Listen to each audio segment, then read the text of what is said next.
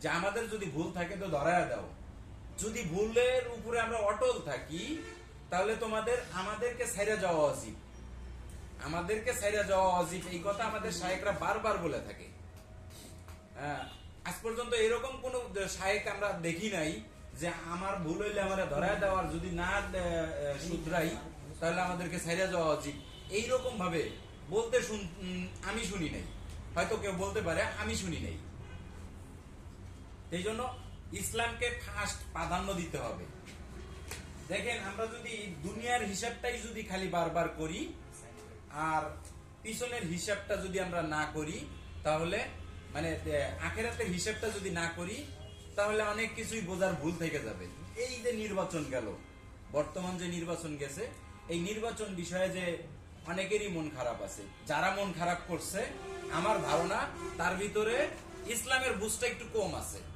দুনিয়ার বুঝটা পরিপূর্ণতা আছে তার কাছে, ইসলামের বুঝটা তার কাছে কিছু কম আছে। ইসলাম পরিপূর্ণ, ইসলামের মধ্যে কোনো লুকায়া ছাপায়া রাখার মতন কিছুই নাই। এখন কৌশল অবলম্বন করা যাবে, কিন্তু ইসলামকে বাদ দিয়ে না। কৌশল অবশ্যই অবলম্বন করতে হবে, কিন্তু ইসলামকে বাদ দিয়ে কৌশল অবলম্বন করার কোনো সুযোগ নাই। যদি ইসলামকে বাদ দিয়ে কৌশল অবলম্বন করি, তাহলে সেক্ষেত্রে কাজে কর্মে মিল থাকে না। আর কাজে কর্মে যাদের মিল নাই তাদেরকে বলা হয় মুনাফিক।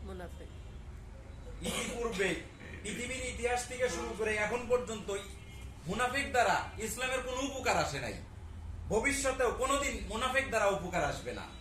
এটা ক্লিয়ার, কথার মধ্যে কোনো ভেজাল নাই। মুনাফিক দ্বারা ইতিপূর্বে কোনোদিন ইসলামের উপকার হয় নাই, ভবিষ্যতেও কোনোদিন ইসলামের উপকার হবে না। আমাদের মুনাফিক থেকে দূরে থাকতে হবে। মুনাফিক থেকে আল্লাহ তাআলা যেন আমাদেরকে হেফাজত করে, এজন্য আমরা সবাই দোয়া করব। আল্লাহ যেন আমাদেরকে কবুল করে মুনাফিক থেকে বেঁচে থাকা। আমিন।